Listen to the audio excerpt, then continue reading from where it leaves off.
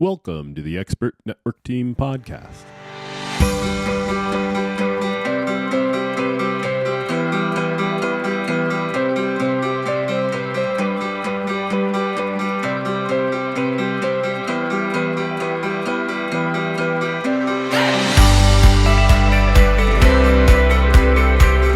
It's incredible. And, some of this is like, at the end of the day, each of us are running a business, right?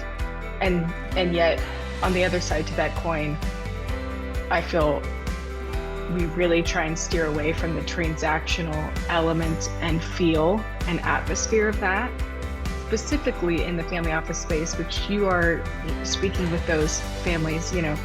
This is a lifetime relationship and development.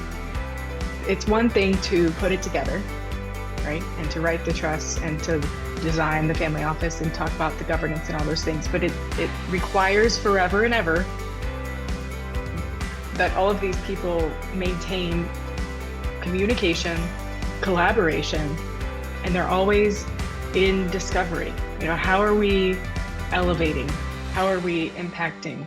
And so I love that your team builds this space and this platform, like you set the table, right, to allow people to come and have these conversations. And I think it's such an incredible way to, through different medium, describe and explain all of those same intentions and desires and hopes that family members have for their children, their posterity, etc. That my team tries to put together in a legal document, which doesn't sound so warm and fuzzy, and yet, in the same way, the way I like to phrase it to clients is, we're trying to have this trust agreement do the impossible, which is to stand in your shoes in the event that you are not here, right? And explain to whoever your trusted advisors and agents are, here's what I want you to do with my children, right?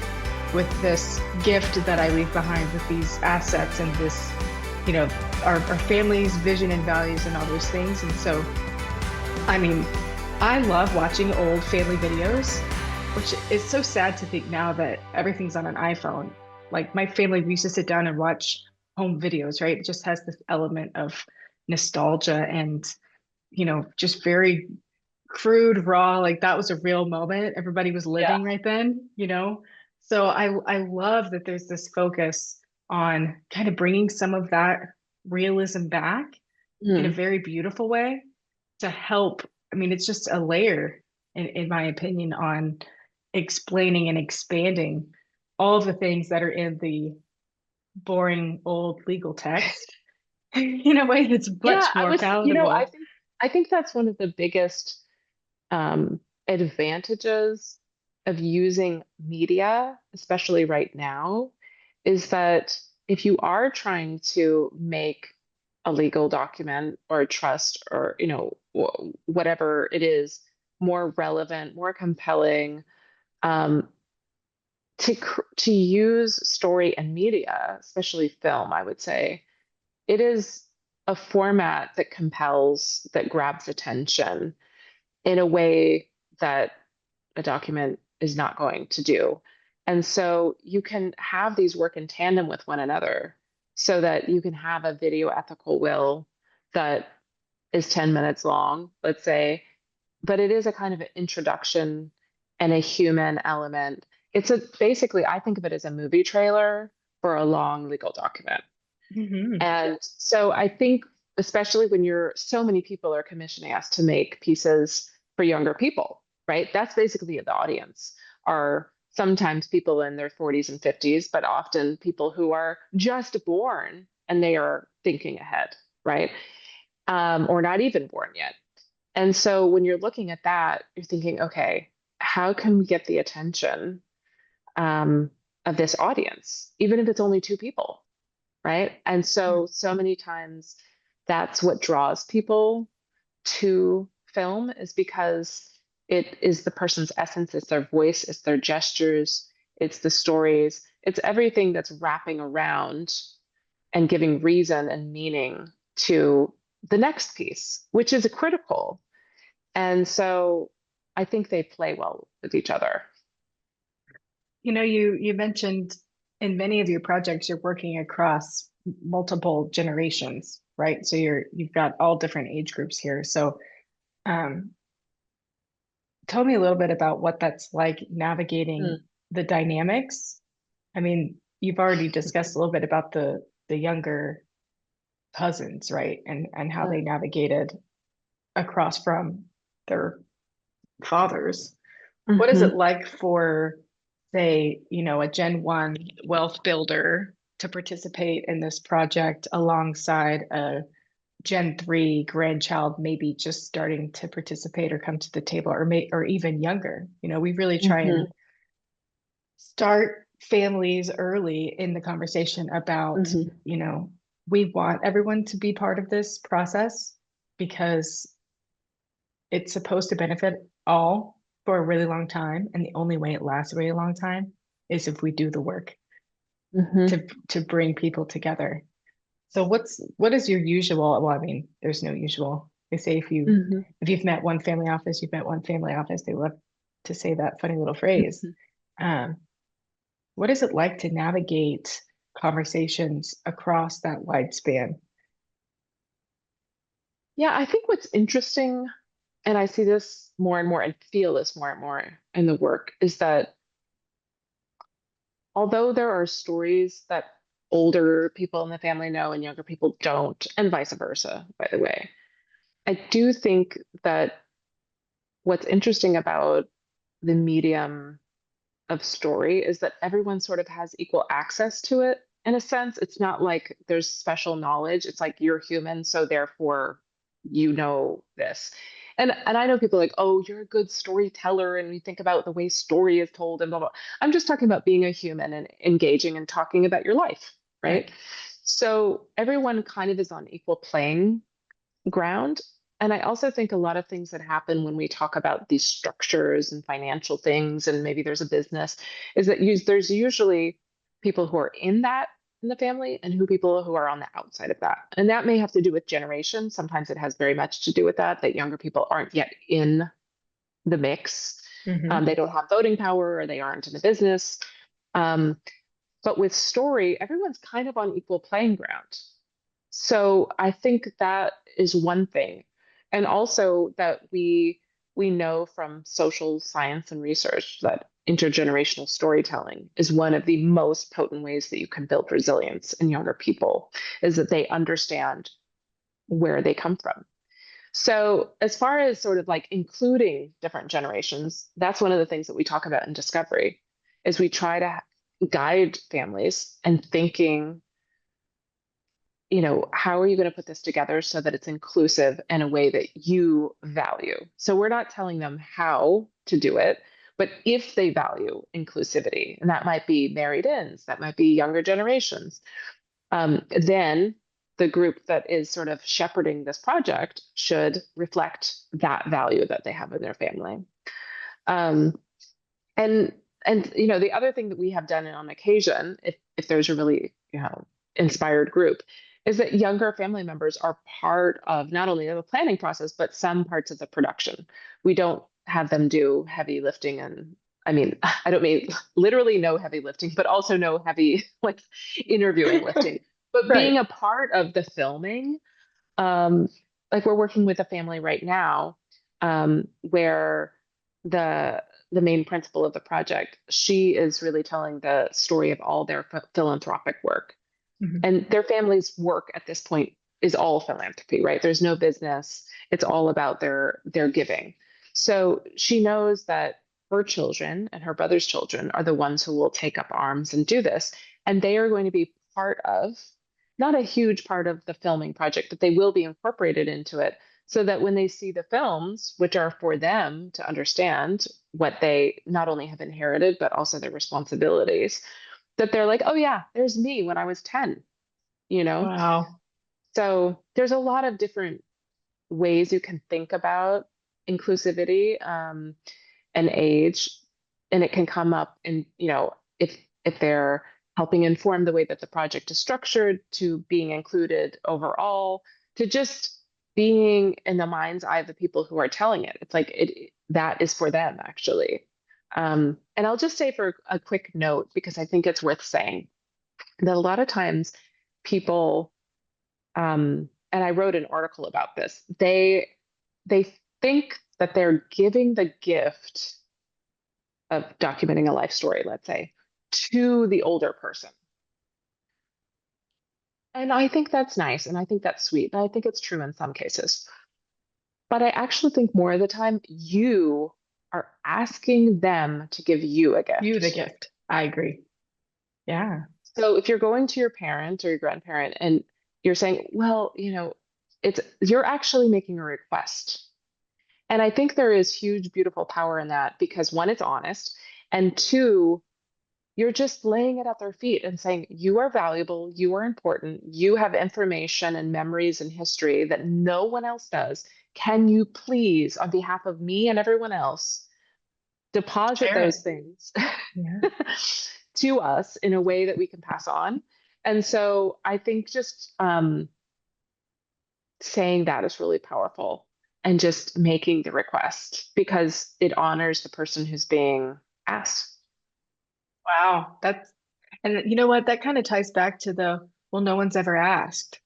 It's not that this was an unspoken hush hush thing. It's just no one's ever asked the question.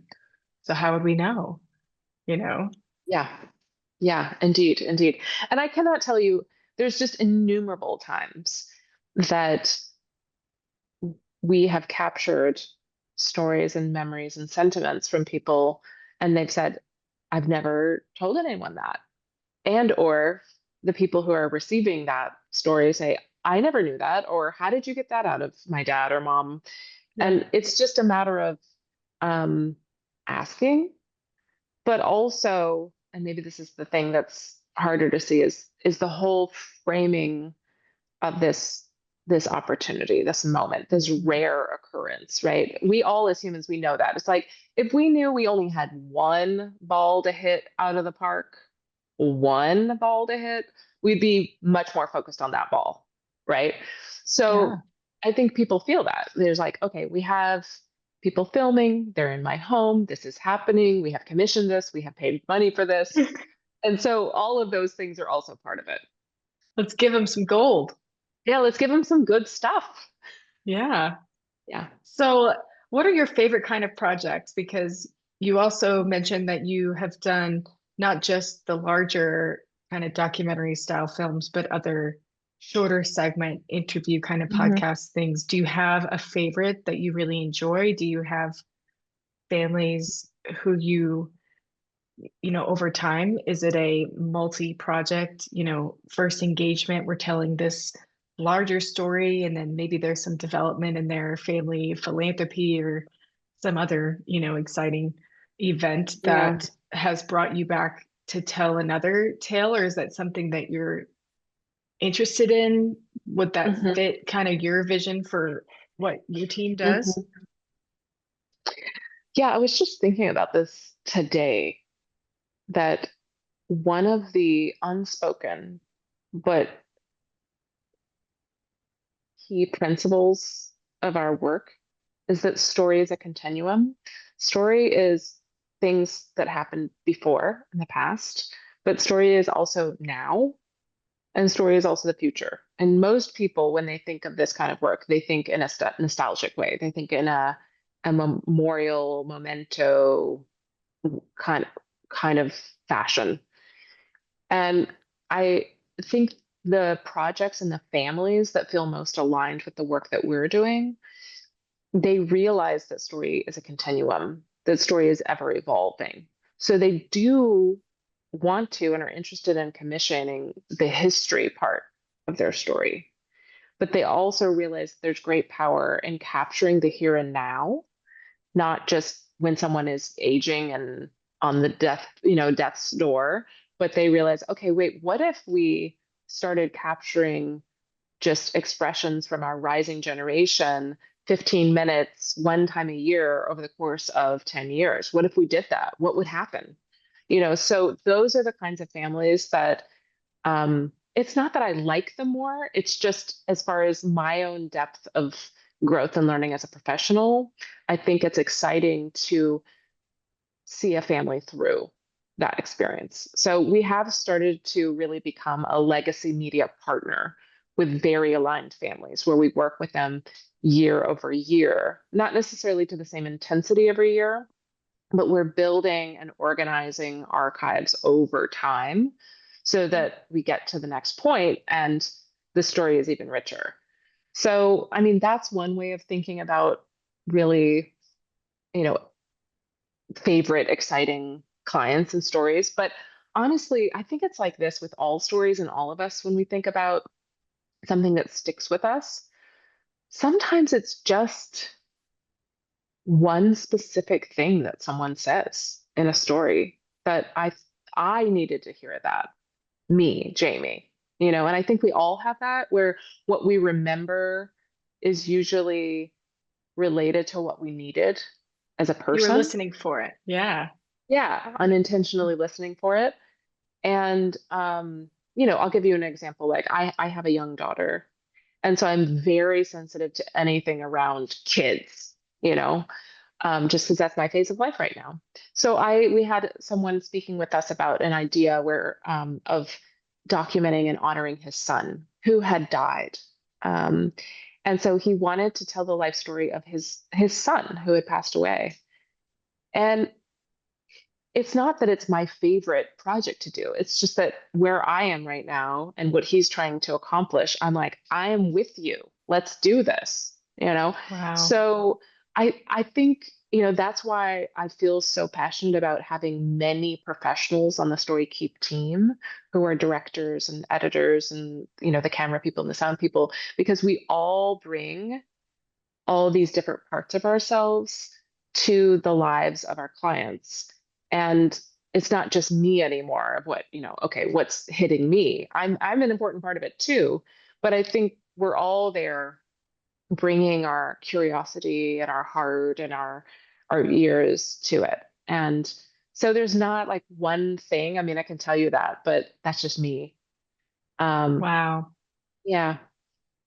So tell me more about your team. Yeah. This has grown over the years, right? And so you just said there's many directors, there's many producers, there's many participants here. So tell me a little bit about, what are you juggling right now? How many Mm, projects are mm, you in the middle of onboarding new families? mhm. How is this scaling? Because you referenced earlier, we're on the upswing here. Yes, So I'm yes. excited for you, but tell me a little bit more about what is that looking like Yeah. right now? Well, number one thing I want to say out loud for myself, to root myself, is I think the most important thing that we're doing is excellent work. So, however we grow and scale, which we are in the midst of those questions, um, I've been thinking about being a person who has a pattern of like doing more and um, having lots of energy and ideas, that really the retooling of actually we're here to do excellent work. Um, and so that is the North Star. However, I will say that for lots and lots of reasons, from thought leadership to the changes in the industry leaning more to human capital, et cetera, we are suddenly kind of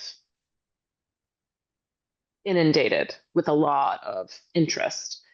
And so it's Why do you interesting. think that is? What do you think has been the You tell me, Taylor. the change point? I think, okay, I don't know if you know this great podcast. It's called How I Built This with Guy Raz. Um, and he interviews business owners, and he always asks the same last question, which is, do you think it was more luck or was it more hard work? And on this given day, I will say, Taylor, we've been pushing the rock up the hill for a long time. So I'm not going to say it wasn't luck. I'm just saying there was a lot of believing Mhm. in the intense need for families to root themselves in their own identities. And we know that story is that vehicle, and just keep believing in that, no matter how many no's you get. So I think there's some of that. But I also think the industry as a whole has moved from being investment, financial, and legal focused to looking at a more holistic sense of a family's needs and their other human capitals, like the leadership in their families, um, like their family history, but also education of rising gen, different parts of their life. So I think some of that is also just a change in the culture in sort of, let's say, families of wealth, generally Mhm. speaking. Um, and we've just spoken at a lot of events and written a lot of articles, and I think it's starting to take hold. Um, so that's the best I can do. I agree. Just, It's somewhat of you pushing towards it and also attracting that eventually and you get becoming. into this position where maybe the flywheel begins, right? And so Hmm. you're doing what you love. People see that, they Hmm. experience it with you, and so more comes your way.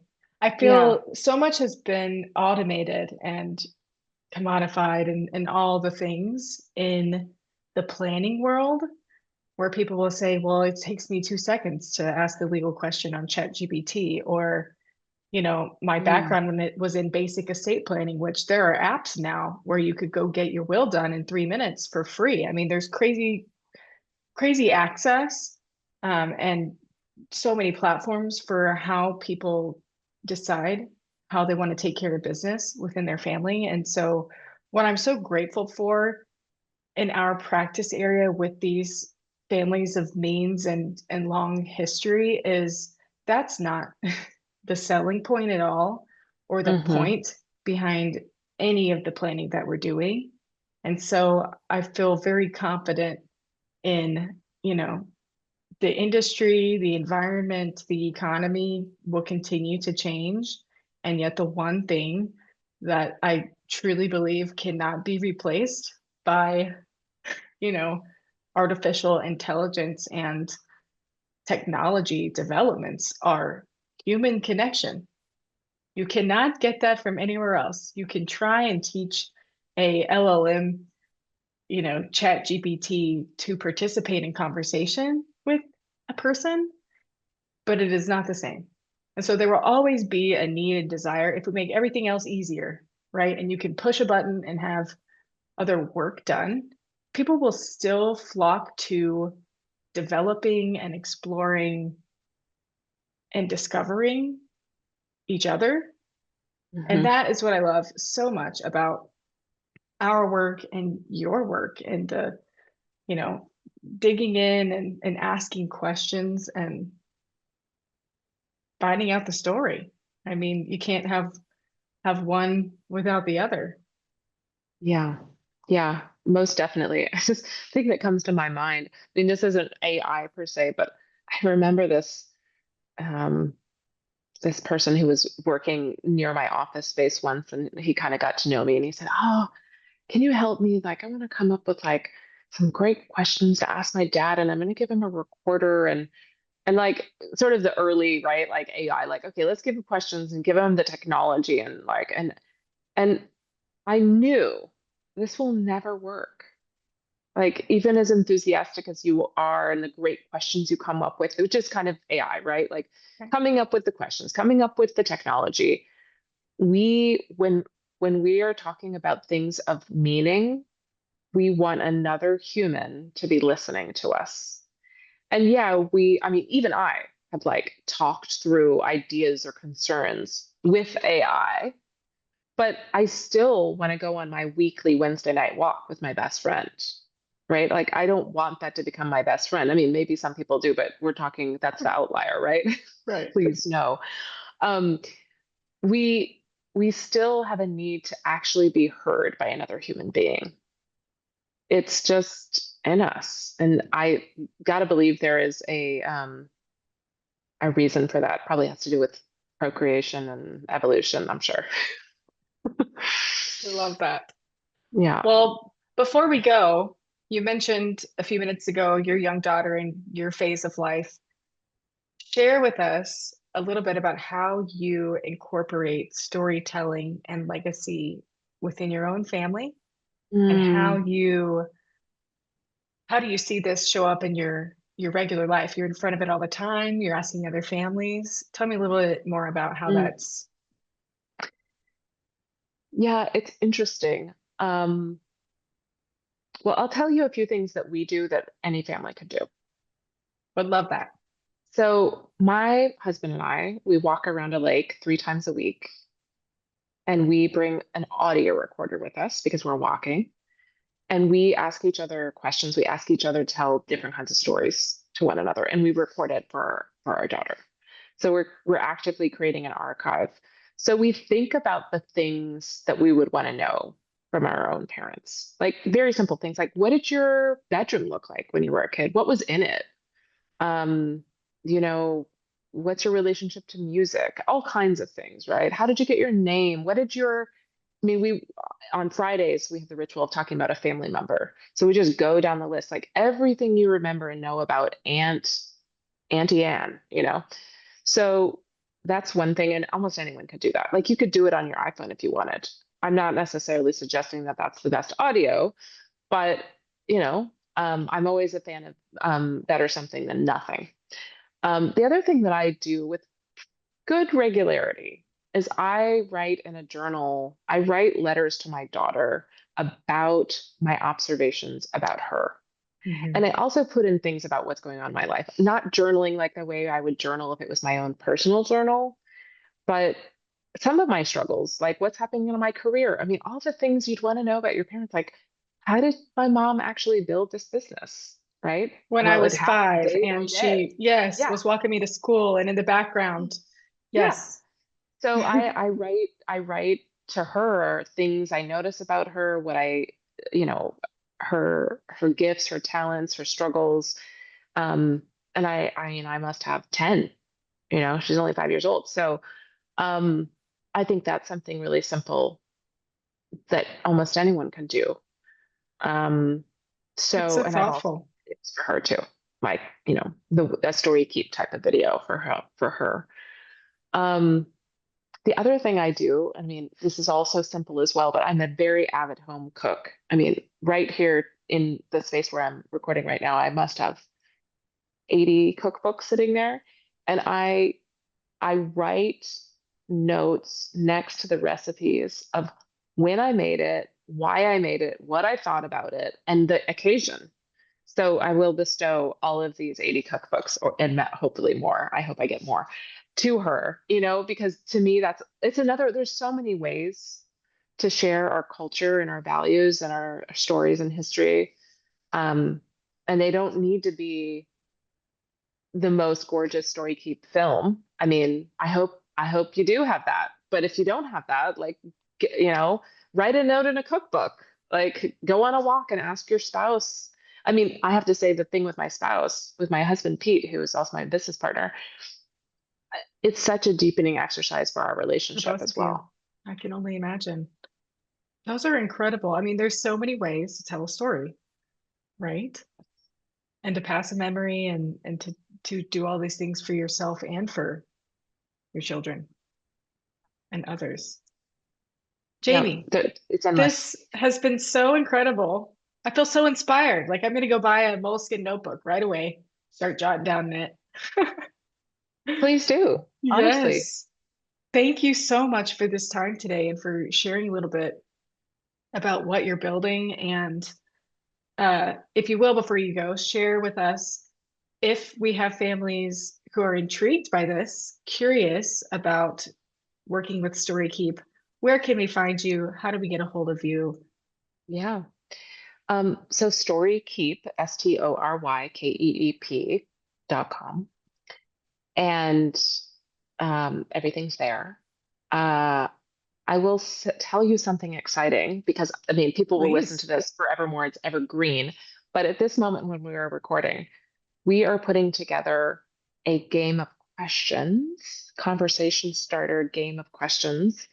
So if somebody is interested in taking these baby steps, they should get in touch with you all because we're going to send you guys a little gift of a deck of cards. And maybe people who are listening are like, wait, I want to Oh my have that. gosh. So if they want to reach out to you, we'll send a few extra your way and you can pass them out. Um, you know, just start. That's my main thing. The best time you should have done this was yesterday. So let's Yep. get going. Next best is today. Well, that Yep. is so thoughtful. You are just such a delight, and I have enjoyed every minute of this. Thank you again for your time and for your heart and just sharing all those stories with us. And I cannot wait to see how you will grow and all the great things that you're going to do. Thanks, Tyler. My pleasure. More Thank you soon. so much, Jamie. Yes, of course.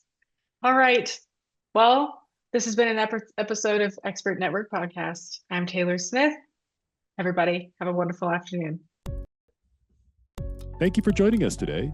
I hope you enjoyed the discussion and the information we shared. We hope you enjoy the information contained in today's podcast and find it useful. We hope you will join us again next time as we explore new areas of interest to our listeners or current issues we believe are important to discuss. If you enjoyed this podcast, please subscribe so you are notified when future episodes are released, and also share it with a friend that you think would benefit. If you'd like to meet with a member of the Expert Network team or have a request for a special topic you'd like to have us discuss on the podcast, submit those requests to info@expertnetworkteam.com. That's info@expertnetworkteam.com. Thank you for joining us and have a great day.